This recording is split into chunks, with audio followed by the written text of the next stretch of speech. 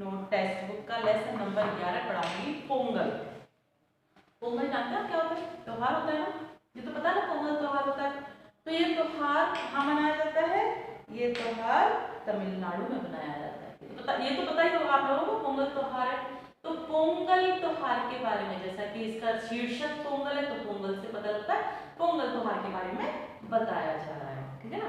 तो आप अपने अपने टेक्स्ट बुक नोटबुक निकालो जिससे आप पोंगल के बारे में पढ़ेंगे। संकलित का मतलब समझते हो आप? इसमें आया ना संकलित, ये कोई लेखक का नाम नहीं है। संकलित मतलब जहां पर कुछ कहानियों को इकट्ठा करके रखा जाता है, ठीक है ना। तो ये पोंगल एक कौन सी विधा है? विधा पता है आपको? पोंगल निबंध विधा है। विधा मतलब होता है कौन से तरीके से लिखी गई है। तो पोंगल निबंध विधा है और संकलित में से ली गई है, ठीक है ना। अब निकालिए आप। देखिए, भारत एक कृषि प्रधान देश है। भारतीय किसान का जीवन प्रकृति से जुड़ा रहता है। वह प्रकृति के साथ हंसता रोता है, नाचता गाता है। बुआई, सिंचाई, निराई आदि खेतीबाड़ी के सारे काम वह मौसम के अनुसार करता है। जब चारों तरफ हरियाली छा जाती है, वृक्ष लताएं फूलों से लग जाती हैं, तब मानव भी गुनगुनाने लगता है। जब खेत खलियान अनाज से भर जाते हैं, तब उसके पांव थिरक उठते हैं। वह उत्सव मनाने के लिए मचल उठता है। त्योहारों का जन्म यहीं से होता है। आपको पता है ना भारत कृषि प्रधान देश है, पता है ना? पता है ना? तो जब कोई किसान सबसे ज्यादा खुश कब होता है? जब उसके खेतों में धान होता है, फसल होती है, फसल पककर तैयार हो जाती है ना। तो भारत, चूंकि भारत कृषि प्रधान देश है, इसलिए यहाँ पर ज्यादातर त्योहार, ज्यादातर मतलब एक दो त्योहारों को छोड़ दो, नहीं तो ज्यादातर त्योहार किसानों की उपज के साथ उत्पन्न खुशी के साथ मिलता है।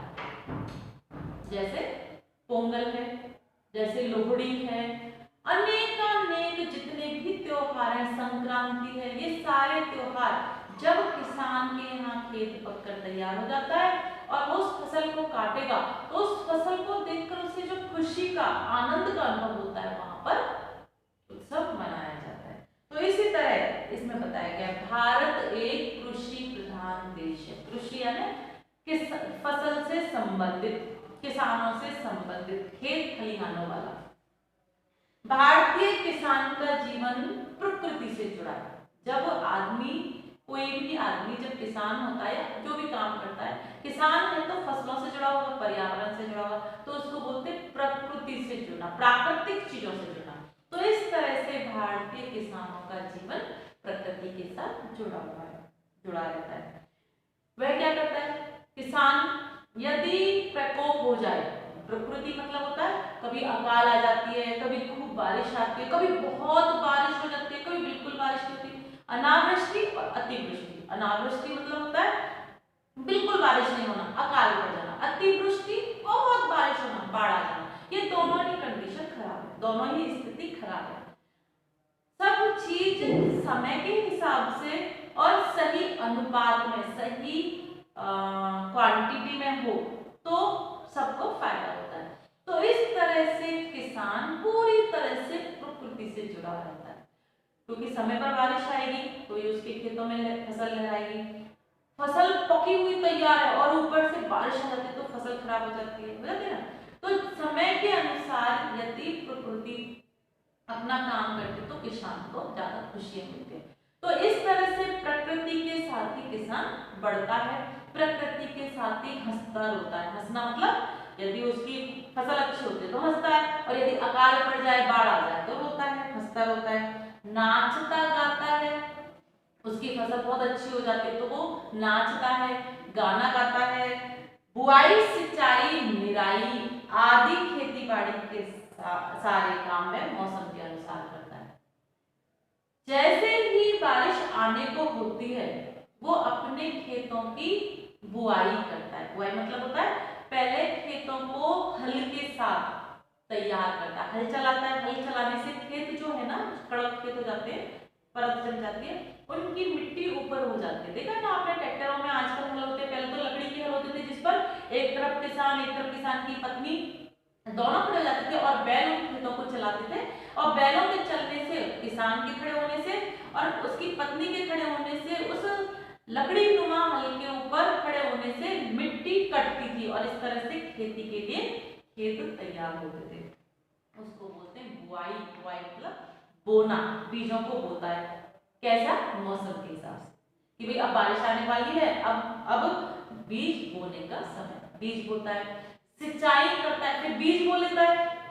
बीज बो लेता तो ये थोड़ी बारिश रुक रहती है, बारिश होती है तो बहुत अच्छा है। बारिश जब रुक जाती है और दूसरे दिन जरूरत पड़ती है तो सिंचाई करता है। सिंचाई मतलब होता है जो उनके खेत होते हैं, जो फसल होती है उन फसल में पानी देता है। समझ रहे? सिंचाई मतलब उसकी जो खेत है, उस खेत में, उस फसल में पानी को डालता है।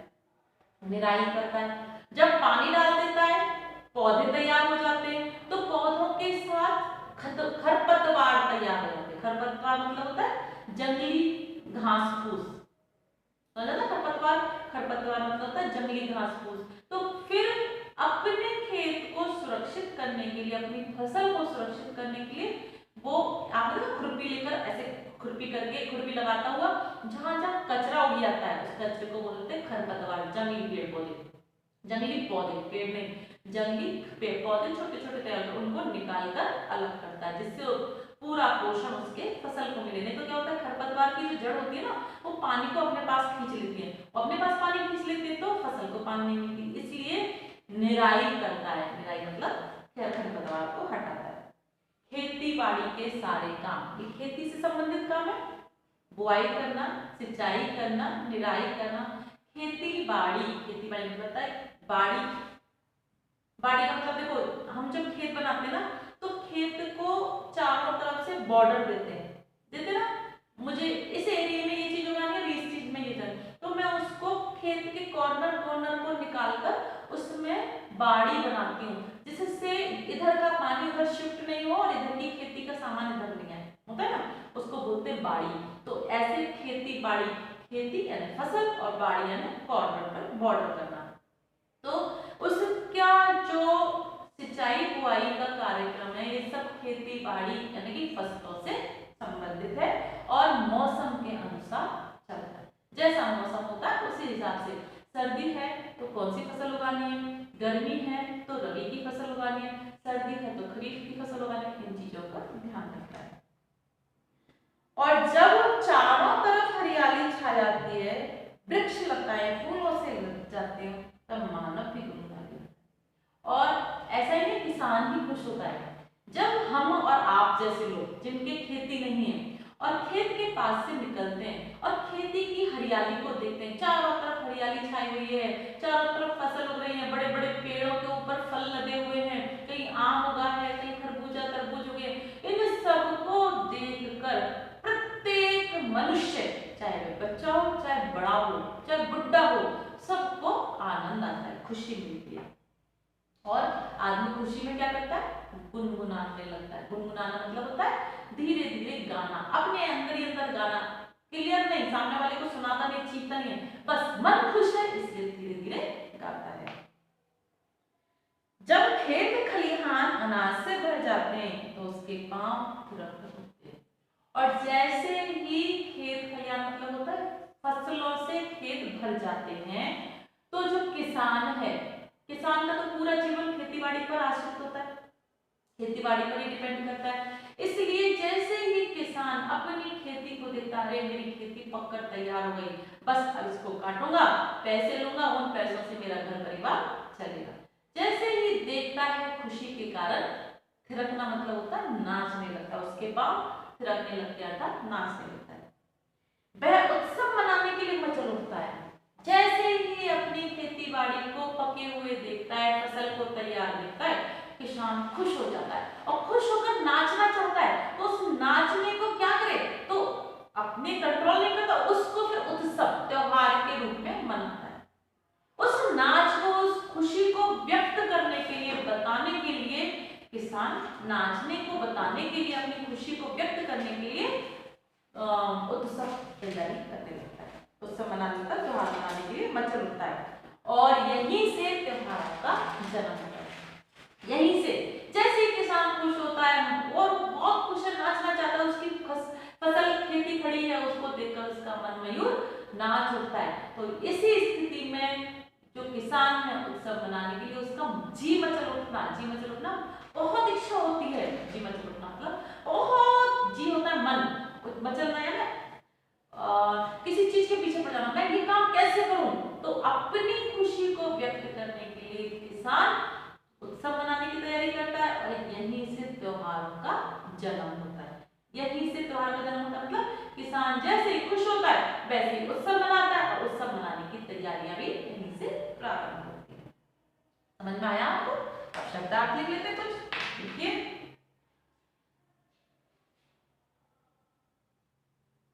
बुआई, बुआई मतलब होता है बोना या बीज बोना, बोल दो, बीजों को बोना, बीज बोना, बोना समझ गए ना।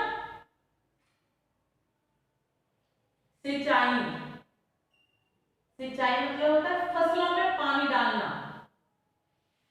फसलों को पानी पिलाना या फसलों को पानी डालना, फसलों को पानी देना है। ठीक है, नेक्स्ट है निराई, निराई मतलब होता है खरपतवार को हटाना, खरपतवार समझ गए ना, खरपतवार को हटाना, जो जंगली पेड़ पौधे पौधे तैयार हो जाते हैं ना उनको हटाना। थिरक उठना, थिरक उठना मतलब नाच, थिरकना नहीं, थिरकना यानी नाचना, नाच उठना।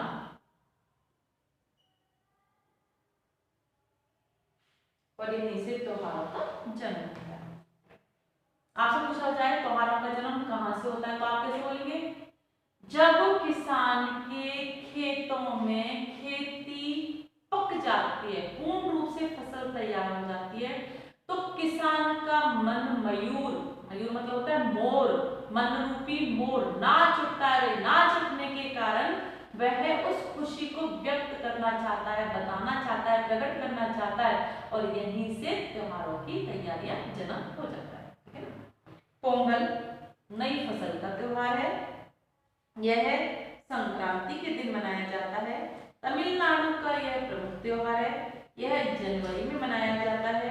पोंगल में खेतों के सुनहरे रंग का नया धान कटकर किसान के घर आता है। गन्ने के खेत की फसल तैयार होती है। बगीचे में हल्दी का पौधा लहराता है। इसे देखकर किसान का मन नाच उठता है, उसके जीवन में मिठास आ जाती है। इन्हें देखकर किसान संक्रांति के दिन नए चावल का मीठा भात बनाकर सूर्य को चढ़ाया जाता है। इसी मीठे भात को पोंगल कहते हैं। इसी से त्योहार का नाम पोंगल पड़ा। अब भारत के बारे में बताया, कृषि प्रधान देश है और कैसे कैसे किसान खुश होता है, त्योहार की तैयारी करता है। अब पोंगल के बारे में बता रहे हैं। पोंगल नई फसल का त्योहार है। नई फसल का मतलब समझ में आया कि जैसे ही किसान के कोई फसल तैयार होती है, उस नई फसल को देखकर किसान का मन खुश हो जाता है और खुश हो जाने से उत्सव मनाता है। तो पोंगल भी किसान की नई फसल का त्योहार है। और पोंगल किस दिन मनाया जाता है? संक्रांति के दिन। संक्रांति जानते हो? ज्यादातर संक्रांति 14 जनवरी को मनाई जाती है, पता है ना आपको।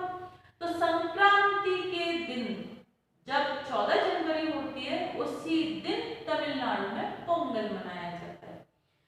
और पोंगल तमिलनाडु का प्रमुख त्योहार है, सबसे ज्यादा खुशी देने वाला। यह जनवरी में मनाया जाता है, 14 जनवरी को होता है, 14 जनवरी को मनाया जाता है। पोंगल में खेतों के सुनहरे रंग का नया धान काटकर किसान के घर आता है। सुनहरे रंग का नया धान, इसका मतलब होता है, देखो जब फसल कच्ची होती है तो ग्रीन कलर की होती है ना, और जब फसल पक जाती है तो कौन से कलर की होती है? ब्राउन कलर की, सुनहरे रंग की, गोल्डन कलर की। और धान मतलब होता है चावल। चावल की जो खेती होती है ना, राइस की खेती, उसको बोलते हैं धान। और जब चावल की खेती को काटकर उस धान से कचरा हटाकर निकाला जाता है तो वो व्हाइट कलर का होता है चावल। और उस चावल को जब पकाया जाता है, आप जिसे खाते हो, जिस चावल को पकाया जाता है वो आप चावल नहीं खाते, वो खाते हैं आप भात। समझ में आया? चावल की 3 स्टेज होती है। सबसे पहले खेतों में जो उगता है उसको बोलते हैं धान। दूसरी स्टेज जब उससे वो कचरा हटाया जाता है ब्राउन कलर का, गोल्डन कलर का, उसको बोलते हैं, जो सफेद रंग का जो तैयार मिलता है वो बोलते हैं चावल। और वह चावल जब आपके घर की रसोई में आकर पक जाता है और पककर आपको खाने के लिए तैयार हो जाता है तो वो बोलते हैं भात। तो इस तरह से पोंगल के दिन या पोंगल से पहले किसानों की जो चावल की फसल है वो तैयार हो जाती है, धान तैयार हो जाता है। और जब धान तैयार हो जाता है तो कटकर उनके घर पर आता है। भाई धान या तो नहीं खेतों में इकट्ठा रहता है या कटकर सही होकर उसके घर पर आता है। सुनहरे रंग का होता है। जब कोई भी फसल पक जाती है ब्राउन कलर की होती है, उसको सुनहरा रंग बोलते हैं, सुनहरे रंग की होती है। और गन्ने की जो फसल होती है वे भी तैयार होते हैं। गन्ने की फसल भी सर्दियों में होती है, तो जो गन्ने की फसल है वो भी तैयार हो जाती है। और उसके साथ ही जो हल्दी होती है, टर्मरिक होती है, वो भी तैयार हो जाती है। गन्ना समझते हैं आप, शुगर केन, और शुगर केन तैयार हो जाता है और हल्दी के पत्ते भी तैयार हो जाते हैं। हल्दी यानी टर्मरिक, कच्ची हल्दी भी जनवरी में तैयार होती है। मार्केट में आपको जो पक्की येलो कलर की हल्दी मिलती है ना, सूखी हुई, वो आपको मार्च में मिलती है, अप्रैल में मिलती है, उससे पहले नहीं मिलती। जनवरी, दिसंबर, जनवरी में तो कच्ची हल्दी तैयार होती है, उसकी फसल तैयार होती है। तो फसल जो है हल्दी का पौधा भी लहरा उठता है, इसका मतलब कच्ची हल्दी तैयार हो जाती है। इन्हें देखकर किसान का मन नाच उठता है, खुश हो जाता है किसान। क्यों? धान उग गया, गन्ना आ गया, हल्दी तैयार है। इसका मतलब है जो जमीन है, जो पृथ्वी है, जो खेती है, वो खेती खाली नहीं होती। जैसे ही धान को काटा जाता है, धान घर पर आता है, दूसरी तरफ ही टर्मरिक लगा दी जाती है। समझ में आ रहा है आपको? इसका मतलब वो जो खेती है वो खाली नहीं रहती, एक के बाद एक नई फसल तैयार हो जाती है। इसे देखकर किसान का मन खुश हो जाता है, उसके जीवन में मिठास आ जाती है। अब मिठास का मतलब गन्ने वाली मिठास नहीं, जूस वाली मिठास नहीं, शक्कर वाली मिठास नहीं, इस मिठास का मतलब है माधुर्यता। उसके जीवन में खुशहाली आती है। मीठा खाकर खुशी मिलती है ना, ठीक वैसे उसके जीवन में मिठास का भावार्थ, अर्थ तो मीठा ही है, मिठास कौन सी संज्ञा है? भाववाचक संज्ञा। ठीक है, तो मिठास आ जाना मतलब उसके जीवन में खुशियां आ जाती है। किसान के जीवन में खुशी कब आएगी? जब फसल तैयार हो जाएगी।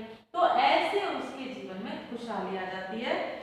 और संक्रांति के दिन, जो संक्रांति होती है 14 जनवरी होती है, उस दिन जो नया चावल होता है, देखो हमारे भारत में ये परंपरा है कि जब कोई फसल तैयार होती है तो सबसे पहले जो फसल लाई जाती है, फसल को काटकर जो दाना निकलता है, अनाज निकलता है, जो ग्रेन्स होते हैं, उनको भगवान को भोग लगाया जाता है ना।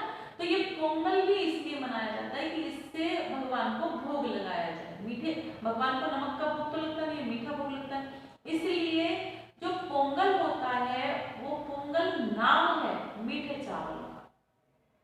तो इस तरह से जो धान से चावल निकलते हैं, उन नए चावलों को मीठा भात बनाया जाता है। मीठा मतलब उसके अंदर गुड़ डाला जाता है, ठीक है। और गुड़ डालकर, गुड़ समझते हो ना आप, जैगरी, वो डालकर जो गुड़ है उसको डालकर चावल में मीठा भात तैयार करता है। देखो मैंने बताया ना, धान, चावल, भात, तीनों शब्द आप इस चैप्टर में, और मीठा भात तैयार किया जाता है। और इस मीठे भात को सबसे पहले सूर्य भगवान को भोग लगाया जाता है। सूर्य भगवान जानते ना, सूरज जी जो है सूर्य भगवान को, दिवाकर भगवान को भोग लगाया जाता है, अर्पण किया जाता है, चढ़ावा चढ़ाया जाता है। इसी मीठे भात को पोंगल कहते हैं। जो मीठा भात तैयार होता है ना, इसी का क्या नाम है? पोंगल। और इसी से इस त्योहार का नाम पोंगल पड़ा है। जो मीठा भात लोगों के द्वारा तैयार किया जाता है, तमिलनाडु के लोगों के द्वारा, उसको पोंगल कहते हैं। और इसी कारण इस त्योहार का नाम पोंगल पड़ेगा। समझ में आया आपको पोंगल का त्योहार कैसे मनाया जाता है, मतलब इसका नाम कैसे पड़ा? तो हम इसमें से फिर से शब्दार्थ लिख लेते कुछ, देखिए ज्यादा नहीं है इसमें शब्दार्थ। चढ़ाया, चढ़ावा, ये चढ़ाया मतलब चढ़ाया जाता है, चढ़ावा बोला, चढ़ाया जाना या भोग लगाना, भोग लगाना। भात, ऐसे लिखो आप, देखो लिखो धान, धान का मतलब है फसल, ठीक है। अब लिखो चावल, चावल का मतलब लिखो धान से निकला अन्न, ठीक है, समझ गए चावल क्या, धान से जो अन्न निकलता है। अब भात, भात का मतलब है पका हुआ चावल, पका चावल, क्लियर हुआ। तो इस तरह से मीठे जो भात तैयार की जाती है गुड़ के साथ, उस भात को सूर्य भगवान को अर्पित किया जाता है और उस मीठे भात का नाम पोंगल है। इसी कारण से उस त्योहार को भी पोंगल नाम दिया गया। तमिलनाडु में पोंगल त्योहार पौष मास के आरंभ के दिनों में मनाया जाता है। पोंगल के पहले दिन लोग भोगी का त्योहार मनाते हैं, पूरे घर की सफाई की जाती है, इससे पर्यावरण स्वच्छ हो जाता है। भोगी के दिन शाम को बच्चे ढोल और बाजे बजाकर खुशियां मनाते हैं।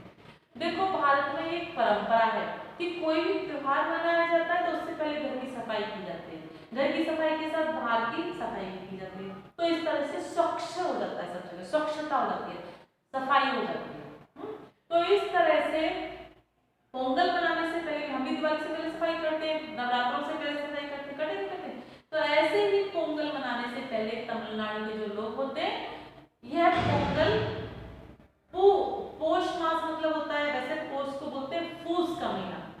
तो पूस का जो महीना है, वैसे तो हिंदी के हिसाब से देखें तो दिसंबर के, जैसा पूस का महीना स्टार्ट हो गया, ठीक है, तो अब पूस है तो पूस के महीने में दिसंबर और जनवरी दोनों ही महीना, ठीक है, दोनों ही महीना आधे आधे महीने के आसपास रहता है। लेकिन यदि क्लियर से देख ले तो पूस जनवरी भी होता है और दिसंबर का महीना भी होता है। तो दिसंबर जो पूस का जो महीना, उसके आरंभ के दिनों 4 दिनों तक मनाया जाता है। अब देखो पोंगल के बारे में बता रहे हैं। पोंगल 4 दिन का त्योहार है, ठीक है, कौन से महीने में, जनवरी में, या क्योंकि संक्रांति जनवरी में आती है तो 4 दिन तक मनाया जाता है। पोंगल के पहले दिन, अब 4 दिन तक कंटिन्यूस कोई त्योहार मनाया जाएगा तो उसका नाम होता है ना, पहले दिन भोगी नाम से त्योहार मनाया जाता है। भोगी, भोगी है ना भोग लगाना, सबसे पहले भोग लगाने का त्योहार होता है। उसके बाद पूरे घर की सफाई की जाती है, पूरे घर को जो साफ सफाई की जाती है, इससे पर्यावरण स्वच्छ हो जाता है, साफ हो जाता है। और भोगी के दिन शाम को बच्चे ढोल और नगाड़े लेकर अपनी खुशियां व्यक्त करते हैं। आप लोग भी करते हैं ना, होली आते तो ढोल नगाड़े बजाते हैं, ठीक वैसे ही पोंगल के दिन तमिलनाडु के जो बच्चे हैं वो अपनी खुशी को व्यक्त करने के लिए, अपने त्योहार को मनाने की खुशी को व्यक्त करने के लिए ढोल नगाड़े बजाते हैं। पोंगल के दिन घर आंगन को रंगोली से सजाते हैं, नहा धोकर सभी लोग नए कपड़े पहनते हैं, उस दिन सब कुछ नया होता है। आंगन में अंगीठी जलाकर नए बर्तन में पोंगल पकाया जाता है। बर्तन में हल्दी का पौधा बांध दिया जाता है। गन्ने के रस में नई फसल का चावल पकाया जाता है। जब चावल उबलकर ऊपर उठता है तो उसमें दूध डाल देते हैं। दूध के साथ उफनता हुआ पोंगल बर्तन के ऊपर से उमड़ता है और चारों ओर रिसकर आंच में टपक पड़ता है। इस समय चारों ओर इकट्ठे लोग खुशी से नाच उठते हैं और जोश से चिल्लाते हैं, पोंगल पोंगल। उन्हें प्रसन्नता होती है कि सूर्य और अग्नि ने पोंगल का भोग स्वीकार कर लिया। लोग अपने आसपास में पोंगल बांटते हैं। उसके बाद मित्र और सगे संबंधी सब मिलकर बढ़िया पूजन करते हैं। पोंगल के दिन हर तमिल भाषी, चाहे वो भारत के किसी कोने में रहता हो, अपने घर पहुंचने की कोशिश करता है। विवाहित लड़कियां पोंगल मनाने अपने मायके आती हैं। अब पोंगल का पहला दिन बताया भोग, पोंगल के जो पहला दिन है उसमें भोगी बनता है। अब पोंगल के दूसरे दिन पोंगल मनाया जाता है और इस पोंगल के दिन आप भी रंगोली डालते हैं ना, घर आंगन, घर का जो आंगन है, बरामदा है, उस आंगन में रंगोली सजाई जाती है। रंगोली किसका रंगोली किसका प्रतीक है? खुशी का प्रतीक है। ऐसा मानते हैं रंगोली सजाने से हमारे घर में लक्ष्मी जी का वास होता है। तो इस तरह से रंगोली डालते हैं। नहा धोकर सभी लोग नए कपड़े पहनते हैं, सब कुछ नया होता है। पुराने कामों से, जैसे आप दिवाली में नए कपड़े पहनते हो नहीं पहनते, तो ठीक वैसे ही तमिलनाडु में जब पोंगल मनाया जाता है, सब लोग नहा धोकर नए कपड़े पहनते, नए मिट्टी के बर्तन में, नई मिट्टी समझ में आता है, नए बर्तन में या नए मिट्टी के बर्तन में अंगीठी जलाकर, अंगीठी मतलब होता है मिट्टी का चूल्हा, जानते हो अंगीठी, मिट्टी का जो चूल्हा तैयार किया जाता है उसको अंगीठी बोलते हैं। उस मिट्टी के चूल्हे के ऊपर नए बर्तन को रखकर पोंगल पकाया जाता है, पोंगल को तैयार किया जाता है, मीठे भात को तैयार किया जाता है। तो वो भात कैसे तैयार होता है? सबसे पहले जो बर्तन होता है उसमें हल्दी का पौधा बांध देते हैं। क्यों? हल्दी भी तैयार हो रही है, हल्दी का पौधा भी तैयार हो गया ना, हल्दी भी तो तैयार हो गया ना, कच्ची हल्दी, हल्दी का पौधा बांध देते हैं। और चूंकि हल्दी तो वैसे भी एंटीबायोटिक होती है और शरीर को और वायु को सबको फायदा करती है, तो इस तरह हल्दी को बांध दिया जाता है और उस बर्तन के अंदर गन्ने का रस डाल दिया जाता है। गन्ने का रस डालते हो ना, तो गन्ने के रस को डालकर उस अंगीठी को जलाया जाता है और उसमें नए चावल को डाल दिया जाता है, जो धान से चावल निकलता है। और जैसे ही चावल निकलता है बाहर, कोई गैस नीचे जली हुई होती है, आग नीचे जली हुई होती है, तो उफान आता है ना, उफान है ना, बाहर निकलता है, तो चारों तरफ से जो भगोनी होती है, जो बर्तन होता है, उसके चारों तरफ से जो जो पोंगल होता है वो पोंगल बाहर निकलने की कोशिश करता है, तो उसमें दूध डाल दिया जाता है। दूध समझिए ना, दूध डाल दो और जैसे ही दूध भी उसमें पककर तैयार हो जाता है, वो सारी चीजें उबलकर बाहर निकलती हैं। फिर लोग उसको बार बार घुमाते नहीं, बाहर निकलती है और अंगीठी जो होती है, अंगीठी के चारों तरफ जो आग जली हुई होती है, जो अंगारे जले होते हैं, उन अंगारों के ऊपर वो जो पोंगल है वो गिरता है। तो इस तरह से जैसे ही पोंगल बाहर निकलकर गिरता है, मीठा भात बाहर निकलकर गिरता है, लोग खुशी से चिल्लाते हैं पोंगल पोंगल, एक दूसरे को बधाई देते हैं। सारे परिवार के लोग एक दूसरे को बधाई देते हैं, एक दूसरे के साथ मिलते हैं, बढ़िया सा खाना खाते हैं और इस तरह से उनको क्या लगता है, जो भोग निकलता है, जो भोग जो पोंगल अंगीठी पे गिरता है, कि अग्निदेव और सूर्य भगवान ने उनका भोग स्वीकार कर लिया। देखो भारतीय परंपरा में यज्ञ करना होता है ना, तो यज्ञ जब हम करते हैं तो आहुति देते ना, हम खीर भी बनाते हैं तो आहुति देते हैं, पंच चीजों की आहुति। तो ये आहुति जो जाती है अग्नि के अंदर, तो अग्नि के अंदर जाने पर जिस भगवान का नाम लिया जाता है उस भगवान के पास सूक्ष्म रूप से पहुंचती है, पहुंचते हैं। जैसे बोलते हैं ना ओम ओम ओम भूर्भुवस्सुः तत्सवितुर्वरेण्यं भर्गो देवस्य धीमहि धियो न प्रचोदयात् स्वाहा इदं ब्रह्मणे इदं नमः, तो ब्रह्मा के पास है, ठीक है, सूक्ष्म रूप से उस, ऐसा हमारी मान्यता है, भारतीय परंपरा की ऐसी मान्यता है कि वो जो यज्ञ किया जाता है, जो हवन कुंड में यज्ञ किया जाता है, उस यज्ञ की अग्नि में जो भोग लगाया जाता है, वो भोग सूक्ष्म रूप से हम जितने भी देवता मानते हैं, देवियों को मानते हैं, उन देवियों के पास, उन देवता के पास सूक्ष्म रूप से पहुंचता है और उसी से ही हमारे देवी और देवता तृप्त होते हैं, उनको भोजन की प्राप्ति होती है, ठीक है ना, और वातावरण स्वच्छ होता है। तो इस तरह से जो अंगीठी वो लोग जलाते हैं और अंगीठी से जो पोंगल निकलकर बाहर आता है ऊपर से उसके बर्तन में से, तो अंगीठी के ऊपर गिरता है, तो चारों तरफ जो आग है उस कोयले के ऊपर जो अंगीठी है उसके ऊपर गिरता है, तो वो भोग बन जाता है। तो इसलिए ये लोग खुश होते हैं कि भगवान ने भोग लगा लिया, भगवान तक अग्नि देवता के साथ वो पहुंच गया। और इस तरह से पोंगल का त्योहार मनाते हैं।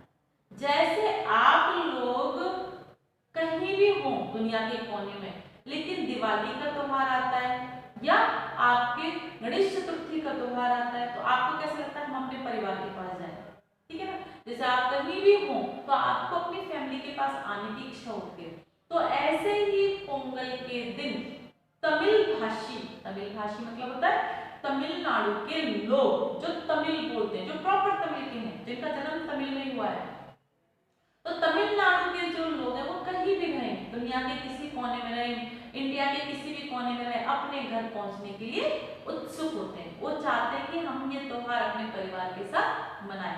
इतना ही नहीं, जो लड़कियां होती हैं, जो शादीशुदा, जिनकी मैरिज हो जाती है, वो जो बच्चियां होती हैं, वो अपनी मायका मतलब होता है मम्मी के घर, पीहर मायका, मायका मतलब होता है माँ का, आयका घर, माँ का आयले मालय, है ना।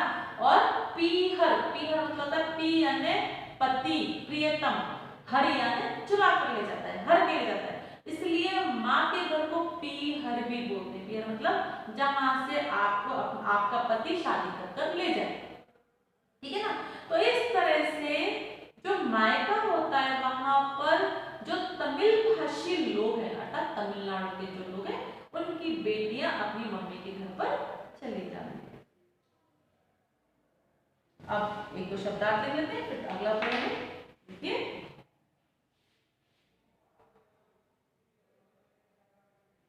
पोष, पोष मतलब होता है पोष मास, पोष मास मतलब पूस महीना, पूस का महीना लिख लो आप, जनवरी के आसपास रहता है पूस का महीना।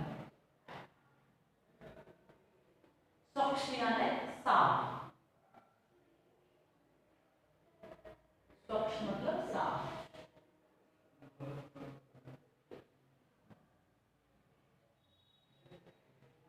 उफनता हुआ, उफनता हुआ है ना, बाहर निकलता हुआ, है ना,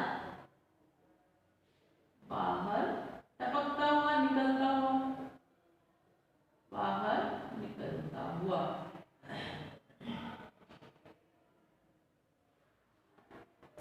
इसका लेना टपक कर। आंच, आंच को बोलते हैं आग की लौ, लपट।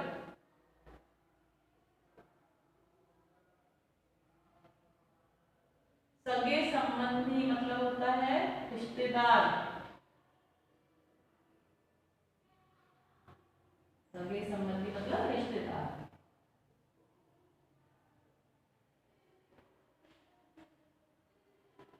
मायका, मायका मतलब होता है माँ का घर,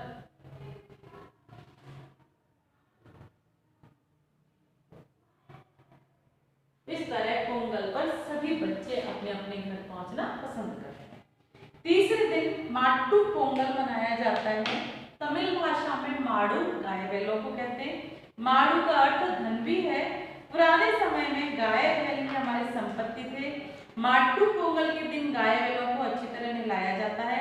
लोग उनके सींगों को रंगते, उन्हें रंगीन कपड़ों से सजाते हैं। लोग उनके गले में फूल मालाएं पहनाते हैं, उन्हें गुड़ और अच्छी अच्छी चीजें खिलाते हैं। शाम को मैदान में बैलों को दौड़ाया जाता है। पहले दिन क्या मनाया था बताओ? भोगी। दूसरे दिन पोंगल। तीसरे दिन मनाया जाता है माट्टू पोंगल। ठीक है, नाम है ये त्योहार का। माट्टू पोंगल त्योहार मनाया जाता है तीसरे दिन। और तमिल भाषा में चूंकि माड़ू गाय बैल जो होती है ना, गाय बैल जानते हो ना, गाय और बैलों को माड़ू कहा जाता है। इस कारण से माट्टू पोंगल तीसरे दिन को बोला गया है। और माड़ू का दूसरा अर्थ होता है धन, संपत्ति। तो पुराने समय में जो किसान थे, आज भी पुराने समय की बात है, आज भी और पुराने समय में भी जो किसान है उसकी धन संपत्ति क्या है बताइए? सोना चांदी नहीं ना, खेती बाड़ी और गाय बैल, जिनसे उनको दूध की प्राप्ति होती है गाय से।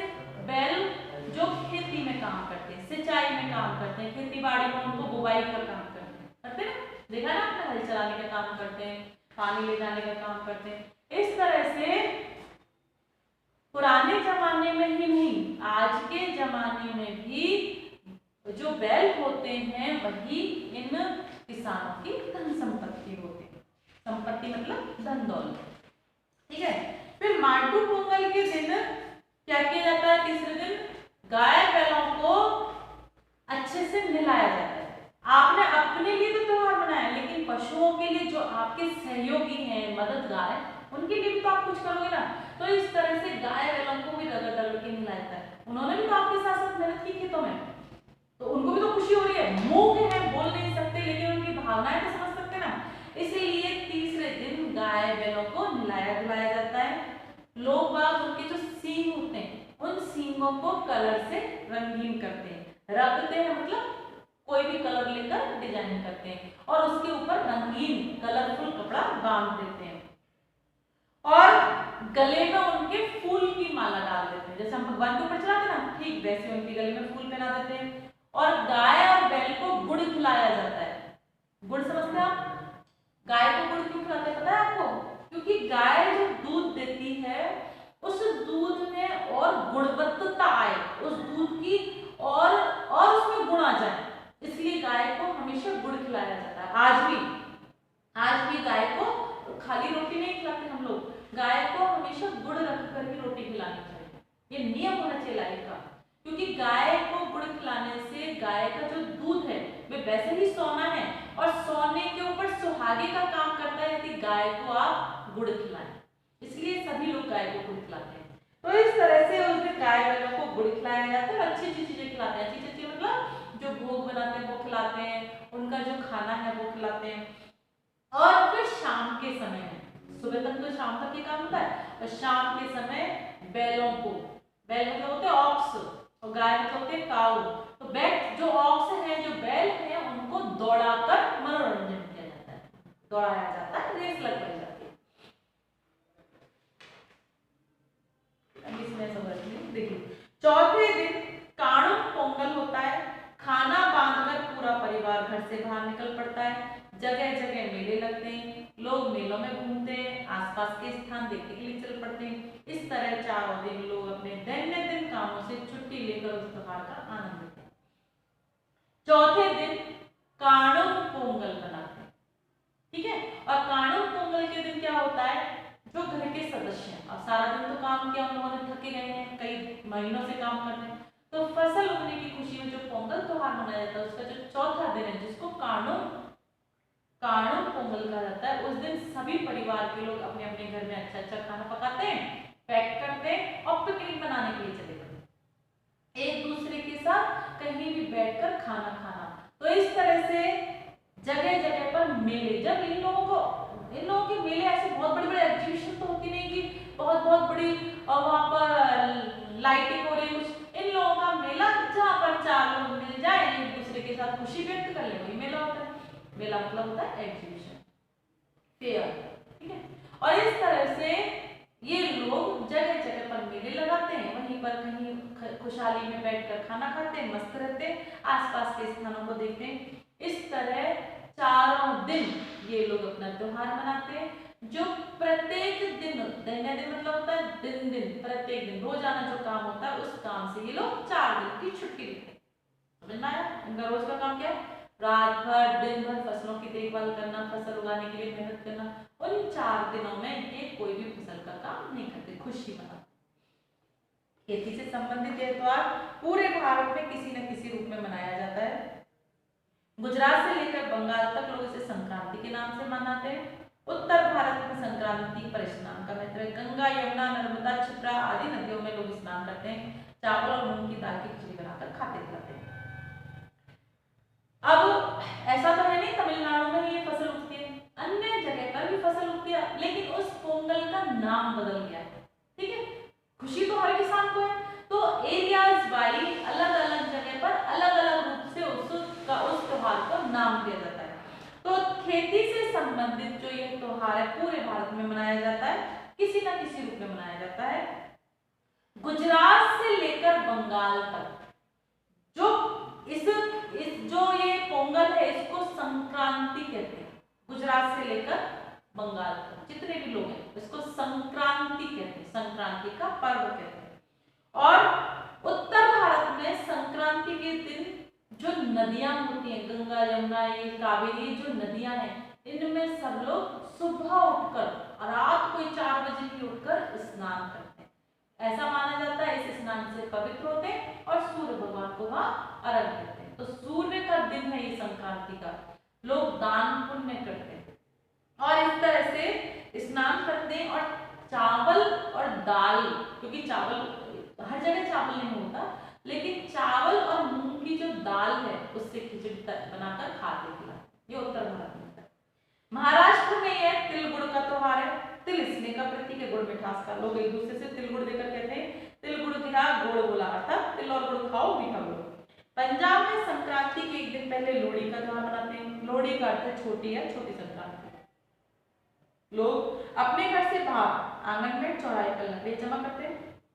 संध्या के बाद स्त्री पुरुष और बच्चे वहां इकट्ठे होते हैं, लोहड़ी जलाते हैं। नई फसल पर मक्का आग में डाला जाता है, एक खीर की तरह फूलता है। लोग मक्के की फूली और तिल की रेवड़ियां बांटते हैं, आपस में प्रेम से मिलते हैं। अरुणाचल प्रदेश में पानुम का त्योहार इसी समय मनाया जाता है। विविधता में एकता की भारत की विशेषता है। एक ही त्योहार को लोग विभिन्न रूप में मनाकर भारत की सांस्कृतिक एकता को मजबूत करते हैं। देखा ना कि गुजरात से लेकर पश्चिम बंगाल तक संक्रांति के रूप में इसको मनाते हैं, और खिचड़ी और चावल के दाल और खिचड़ी के रूप में दाल और चावल की खिचड़ी बनाकर खाते जाते हैं। महाराष्ट्र में गुड़ जानते ना, महाराष्ट्र में तिल और गुड़ एक दूसरे को देते हैं, भेंट करते हैं।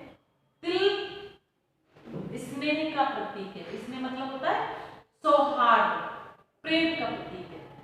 प्रतीक मतलब रूप, प्रतीक का मतलब होता है निशानी में, और जो गुड़ है वो मिठास की निशानी है, माधुर्यता। मिठास का गुड़ तो मिठास होता है, आप जैसे गुड़ खाते हो मीठा लगता है, तिल खाते तो इसमें तो तिल और गुड़ देते हैं, और एक दूसरे को देकर तिल गुड़ घिया गोड़ बुलाकर तिल गुड़ खाओ और मीठा मीठा बोलो।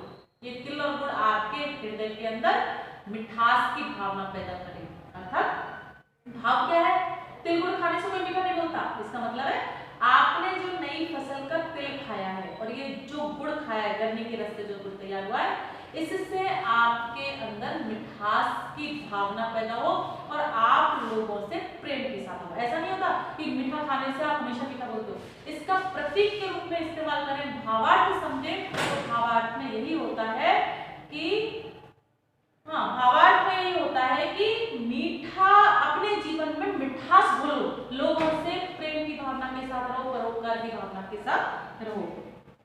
यही त्योहार पंजाब में संक्रांति से एक दिन पहले लोहड़ी के रूप में जाना जाता है। ये फसल का ही त्योहार है सब जगह। लोहड़ी के रूप में क्या होता है, जो घर का आंगन होता है वहां पर लकड़ियां इकट्ठा करते हैं और लकड़ियों को जलाते हैं, और लकड़ियों को जलाकर उस लोहड़ी का अर्थ होता है छोटी संक्रांति, संक्रांति से एक दिन पहले का दिन 13 जनवरी।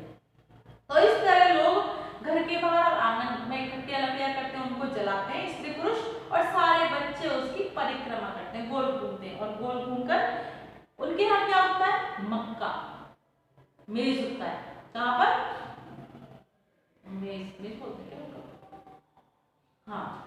कॉर्न होता है। तो कॉर्न होने पर वहां पर लोग क्या करते हैं, आपने खीर खाया है, चावल होता है ना, राइस को यदि आंच में भड़बूजे में भुना जाए तो खीर तैयार हो जाता है। मुरमुरा बोलते हैं आप लोग, मुरमुरा जानते हैं, वो मुरमुरा चावल में होता है, तो इस तरह से उसको खीर बोलते हैं। तो ऐसी ही खीर वो लोग उस आंच में वो जो नई फसल होती है मक्के की उसको डालते हैं और खीर तैयार होते हैं, पॉपकॉर्न तैयार होते हैं, और उस पॉपकॉर्न को, और रेवड़ी मतलब होता है गुड़ और तिल से बना हुआ एक छोटा छोटा टुकड़ा होता है, जिसके अंदर गुड़ के छोटे टुकड़े होते हैं, उनके अंदर तिल को भूनकर डाला जाता है, उसके छोटे छोटे पीस हो जाते हैं। चना, गुड़, रेवड़ी, इन सब को एक दूसरे से बांटकर प्रसाद के रूप में खाया जाता है। तो नई फसल के त्योहार को मनाया जाता है। नई फसल वहां पर मक्का होती है तो मक्के को आंच के अंदर डालकर तिल रेवड़ी बांटते हैं, आपस में प्रेम से मिलते हैं। यही त्योहार अरुणाचल प्रदेश में पानुंग के नाम से मनाया जाता है। देखो, भारत विविधता में एकता का प्रतीक है ना। विविधता मतलब अलग अलग प्रांतों में अलग अलग धर्म के समुदाय के लोग रहते हैं, और सारे समुदाय अपने अपने हिसाब से चीजों को बनाते हैं, अपने धर्म के हिसाब से बनाते हैं। अलग अलग क्षेत्र में अलग अलग मौसम के हिसाब से फसल तैयार होती है, तो इसलिए सब लोग अपने फसल के हिसाब से, अपने धर्म के हिसाब से अपने त्योहार को सेलिब्रेट करते हैं। तो इस तरह से भारत चूंकि एक है और अलग अलग राज्य है, तो इन राज्यों में अलग अलग जो त्योहार मनाया जाता है, यही भारत में विविधता में एकता का सबसे बड़ा उदाहरण है। कोई देश में नहीं है, सब देश में एक ही धर्म मनाया जाता है। भारत धर्मनिरपेक्ष राज्य है, धर्मनिरपेक्ष, जिसमें कोई धर्म नहीं कि तुम्हें वो मानना ही है, तुम हिंदू को ही मानना है, तुम मुसलमान ही मानना है, नहीं, भारत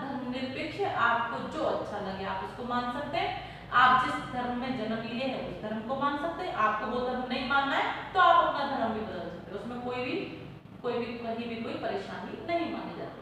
इस तरह से अलग अलग राज्यों में एक ही त्योहार को, चूंकि त्योहार किस लिए मनाया जाता है, फसलों की नई फसल उगने की खुशी में, तो इस तरह से नई फसल उगने की खुशी में जो त्योहार मनाया जाता है उसको ही अनेकों नाम से जाना जाता है। जैसे अभी पोंगल को संक्रांति, पोंगल को लोहड़ी, पोंगल को ही पानुंग, अनेकों नाम से जाना जाता है। समझ में आया आपको? इस तरह से त्योहार मनाया जाता है और इन विविध रूपों को मनाकर भारत में एकता मजबूत की जाती है। भारत एक है, अनेकता में एकता का प्रतिनिधित्व करता है, भारत की मजबूती को दान देता है। अब कुछ शब्दार्थ हैं जिनको हम लिख लेंगे। लिखिए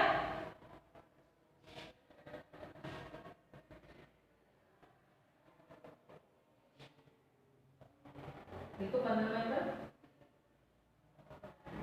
दैनंदिन। दैनंदिन मतलब होता है रोजाना, प्रत्येक दिन।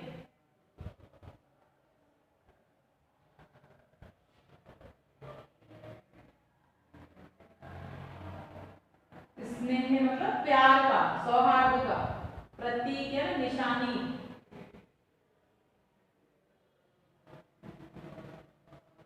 इस रूप में, प्रतीक के रूप में, निशान के रूप में। इकट्ठा जमा खीर। खीर का मतलब है चावल का फुगना। फुगा बोलते हैं क्या, पता नहीं क्या बोलते हैं, भुना चावल। खीर मतलब भुना हुआ चावल जो आग में, भड़बूजे में बनाया जाता है, भुना हुआ चावल।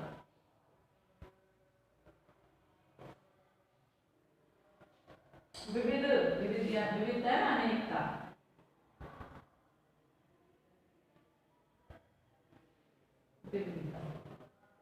ठीक है, अब आप लोग क्या करेंगे, ये जो आपको चैप्टर पढ़ाया है, इस चैप्टर के जो शब्दार्थ लिखा है वो लिखने से पहले आप लोग एक काम कीजिए। जब आप पोंगल डालेंगे ना, उसके बाद ये वाला जो लास्ट वाला जो है ना ड्राइंग, जहाँ बच्चा बैठा है, रंगोली डाली हुई है, माँ बैठी है, इसको बनाएंगे, फिर आप शब्दार्थ लिखे। कल मैं इसके प्रश्न उत्तर करवाऊंगी, ठीक है ना।